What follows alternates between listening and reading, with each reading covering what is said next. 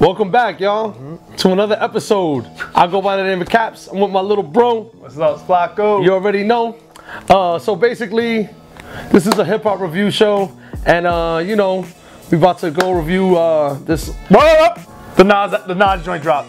The Nas joint finally dropped. Yo, what time is it? Switch it up. It's like 10 o'clock, 10:20. Yo, first of all, this is my Friday biggest night. beef, man. Yo, Kanye, you made us wait a day extra for the Cudi to come out, And also Pusha. and Pusha, but at least Pusha was out at like 9 in the morning. Like, you making us wait till like That is true. PM Eastern Standard Time? Like, come on, man, let's get it together. We've been waiting years for this, man. I don't know about anybody else, but I've been waiting years to hear the Nasir joint. And since it just came out, It's 7 tracks, EP. it's an EP. EP era. But I figure, you know. EP 18, EP 18. Yeah, EP 18. EP 18. So, you know, I figure we just run through it. Yeah, well, Like right now. Won't be a review.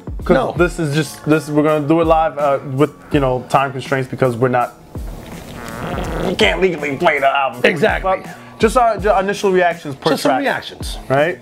So we all know it's Nasir. And the first track is called Not For Radio, featuring Puff, 070 Shake. Who the hell is 070 Shake? I never heard of him, yo.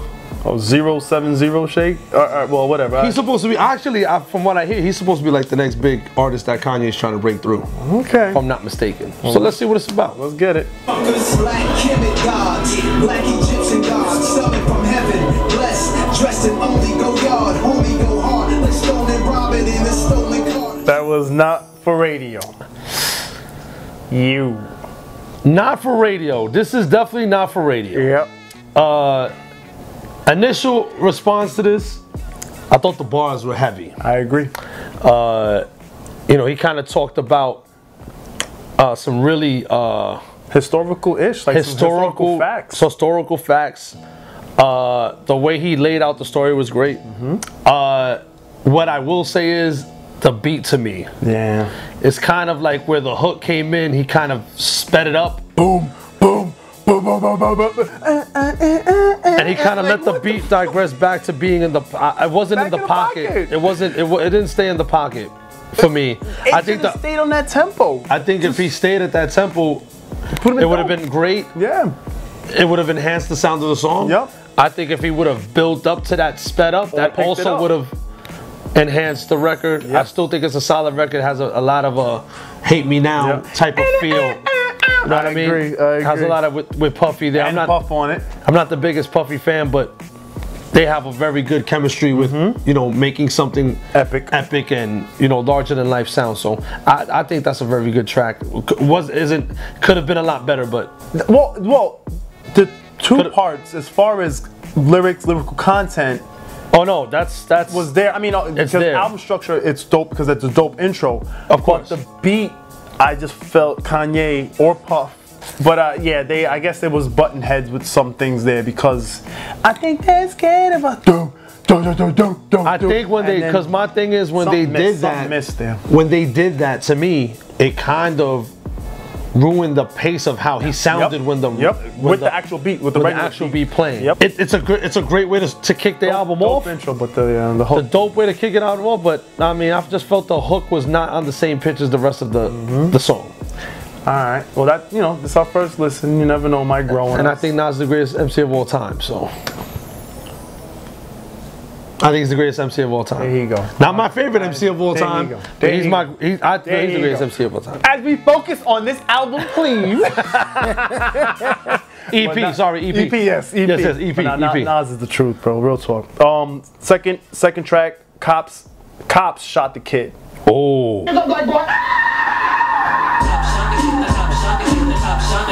This one.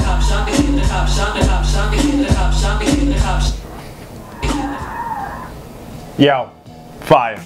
Tough. Fire. Tough. Fire. Shout out to the Slick Rick sample again. Oh, yes. Yes. That's, you know, I believe he used that for his project. Yee? Yeah, for Yee. Yeah, dope. Talks about the vices that, you know, plague, you know, the community. Oh, yeah. That lead to the cops shooting the kid, which is wow. This is why Cap is kneeling. You know what I'm saying? They arrest white kids alive while the black kids get 5 in them. You know what I'm saying? Like those lines, like I mean. The other thing is, if you're African American, you're 5 times likely to have get charged with a crime 5 times to the extent that a person who's not of color is either. So that's like a little play off of that too. Marijuana use, you know, now it's legal and everybody's thriving. Meanwhile, we have so many of ours incarcerated for selling the same shit back in the day. But you know, so that's kind of like the reference in that line. Really dope. I thought he was in the pocket the whole time. Yep. With the production. Yep. Kanye's verse was dope. It was just fluent throughout. There was nothing was amiss in this, man. Great storytelling, and they referenced in the hook one of the best storytelling MCs of all time, Slick Rick. Shout out to Slick Rick, the ruler, always. Oh yeah, big fan of you, Slick Ricky. But yeah, I would. Great song, great record. What we got next? White Label. Ooh, okay. Let's see what this about. Sounds like something off of Yeezus, that intro. And even this right here, off of Yeezus too a little bit. Track is mean, man. Listen, I'll be honest with you, I don't think you could get this type of wordplay unless you have skills, growth, and experience. Absolutely. You know, he's touching on a lot of things that continue to plague our culture. You know, a lot of perceptions, a lot of you know, like what makes you successful. Yep. Hustling in the game, out the game, finding different routes, you know, like saying and wanting to find them, like this ain't the answer. This ain't the only answer, excuse me. Exactly. So that's another great storytelling track. He references himself references himself to similarity to Slick Rick, which I totally agree with. Yep. I mean, he's had umpteen songs where you can make a similarity. Yeah, his storytelling is top notch. This beat was cold as ice, bro. It's cold as ice. And comment below, please, because I know that's the like I know for a fact Kanye used that again. I can't remember which. You know, and which not for nothing, if you've noticed throughout these last 3 projects, he's been kind of taking shots at stuff that he's produced before, and maybe that he wasn't repurposing them almost though. Pretty much, you know, not getting that he didn't so-called get the credit for, but he's actually pulling them out and like you said, he's reissuing it out to the world.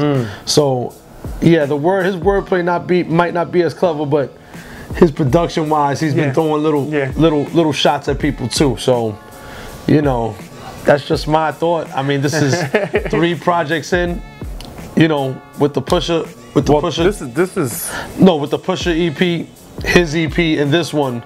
This was already 3 songs from those 3 particular pieces of work that he was throwing little snide. Got you. Like, oh, y'all didn't know I did this? Yeah, exactly. Yeah, that's an incredible record, man. Yeah. Yep. So far, he's 3 for 3. Yeah, absolutely. Only blemish be that the transition on the intro, but that's not even like a the tracks are still hitting home though. All right. Next one, track 4, featuring Tony Williams, Bonjour. I should be more mature, sure, I'm spoiled. Hit up the south of France after tour. Bonjour, how many girls pre-bake? Right before Yo. Bonjour. I'm gonna be honest with you. That's one of the best Nas songs I've heard in the last 5 years. Bro, that was on the, like, this could have already... It was like Life is Good, kind of. I was just about to say, that could have been on the Life is Good album, which I thought was incredible. Yep. That was Life is Good. That Bonjour. But Tony Williams, bro, his voice is really super smooth off of there, man. Like, unbelievable. That was a lot of fun. That was a very Escobar-ish flow. Even like the references to like him, motherfuckers owing him crack money from '89. You know, to talking about, again, like, I don't know, I think, again, like, you're not gonna get this type of material unless you've experienced life, where he's using references about how he looks at females now because of how he has a daughter. And he references that from the beginning of the song towards the end. You know, kind of like bringing things full circle on a song. Again, this is not a review, because if it was a review, I would be going more in depth with the lyrics. I'm just listening to them for the first time. One thing I'd love, speaking of children, the line when he says like how you know that you're wealthy is when your children's upbringing is better than yours. So it's something to put into perspective, because I mean, I'm one of those parents that just always like, oh, never could do enough, never did enough. But then really sit back and think like, yo, my mother always told me, make sure that your kids do everything that you did and then some, at least. Yeah. You know? Yeah. And they have already superseded anything that I've done. For the most part. So I truly appreciate that, because no matter where you are financially in life, you know, if you're a great parent with whatever you got coming in, you're providing for them kids. Like that's a dope ass line. Like that's like one of those motivational things to hear, and like it's beautiful. Like it's so like eloquently put, like, and just cut and dry. Like, it's just nice to hear people that we listened to when we were younger, A, are still in the game doing music at a high level, and then B, they're touching on things that, you know, we're still dealing with, or still, you know, are coming to find out, or things that are coming into fruition. So yeah, it's an amazing song, man. I mean, we haven't heard the rest of it. I'm going on the limb. This is the best Kanye project he's had. Yeah. So far. We haven't even gotten through this thing, but it's so far so good. I mean, with Escobar, you know, you can't really go wrong. It's like it's like having a DH in the AL. No, I mean, it's like you DHing. You want Barry Bonds, Willie Mays, or you know what I'm saying? Like, what do you want? You know what I mean? Like, who do you want up there? You want Hank Aaron? All right, he's got them all, man. Oh man. What's the next track? Next up is Everything.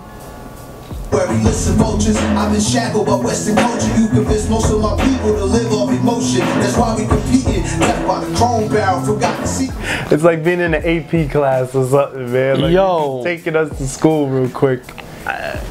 Yo, there's always, I don't know, I think there's always one song on a Kanye produced album that has a very epic feel, has a very soul searching type of sound. This is the type of song. And the lyrics matching it up. Yep. When he basically tells you that, you know, nothing is ever enough. You know, even when you think you have it all, you don't have anything. Nope. First of all, the dream killed anything, he'll change everything. He'll change everything. If he could change anything, he would change everything. He'll change everything. You know, just breaking down layers of society and matching it up with the things that went on in his life. Right. You know, he's always had a way of doing that with certain records. You know what I mean? Like, he's always had that capability. It's just, I've never heard it with a Kanye West influenced instrumental like that. I mean, he did do Papa Was a Player. You know, on the Play On, he did on Hip Hop Is Dead. But it's just an inspiring record. It's really Nas at his best. Again, Kanye at his best. Kanye at his best as well. But again, it's like, unless you have that experience to, like, you know, look back and still be able to touch on those things, you know, you have to have lived life and experienced things and gone through things such as he did as an artist to really reflect and put it into perspective. And not to say like a youngster can't, because I think about someone like a Joey Badass, and then a little older than him, J. Cole, that has this potency and just heartfelt and just like inspiring tracks. But it's just more like tip your hat and you pay homage to the Nas and the Jay-Z's of the world that continue to push themselves and continue to just deliver like that potency. And with this project thus far, I mean, we still got 2 more tracks. But I mean, like again, like that just goes to show you that those gentlemen have experienced more life than J. Cole. Yeah. So those 2 young men get into their age, whoever's next would not have been able to touch on it the way they have. Right. No, I'll agree with you with that. Amazing. But the more thing I was thinking, like initially, was like, damn, like I didn't want to like minimalize any of the younger cats. Oh no, of course not. That are doing it because some people touch on the things we're getting. So we're just being taken to school. But then I think back and I say to myself, well, let me not say all of them, but you can see, we can see, like, you can foresee, like, who will be the next. You know what I'm saying? Like, absolutely. those that are structured going into this direction that we can anticipate well into their 40s. Absolutely. Putting out quality, amazing music and have a library that is just top notch. Yeah, absolutely. We know who you are already. Absolutely. You know, and it's so dope. I mean, we've been anticipating this damn project all freaking. I mean, come on, man. Like, not 10 o'clock p.m. man. That's when he wanted to drop it on us, man. Like, come on. I know. But I'm glad he dropped it because this has been an incredible listen. Oh yeah. Next up, Adam and Eve. The ghetto fell on the moor. Oh my God, they speak venomous on the boy. Oh my Lord, my enemy is feared, I'm sure. Oh my God, they want the end of me because I'm. Yeah. That was Adam and Eve. Don't fall too far from the apple tree. Yo, it's been a while since I've listened to a project where it just grows and grows and grows and grows. Like it's from, like the seed becomes the plant. That's what I'm gonna compare this to. It's one has one-upped every time. Yeah, from start to, you know, and I think like if you shuffled it or played it from the back end to the beginning, like some people like to do to, you know, quantify if an album's great or not, whatever, I really feel like it would do the same thing in reverse. I really do, man.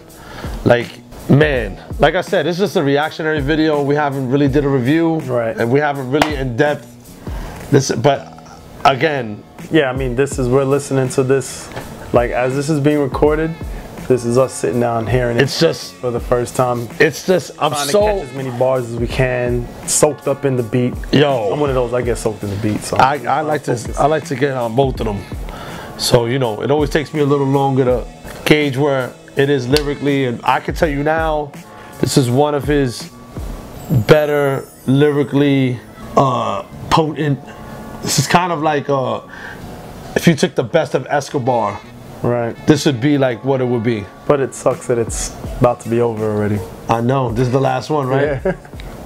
It sucks it's about to be over, man. Like, and yo, shout out to The Dream once again, yo. That hook, I can't recognize his voice. I don't even know where what happened to him. Well, where he been? He just left, and then now he's back. Boom. He's on the project. So don't fall too far from the apple tree. Amazing feature. Yeah, dope. So what's it? So we've come to an end. Yeah, man. Last but not least, Simple Things. I hope the Simple Things was 10 more songs. I was about to say that. this EP 18.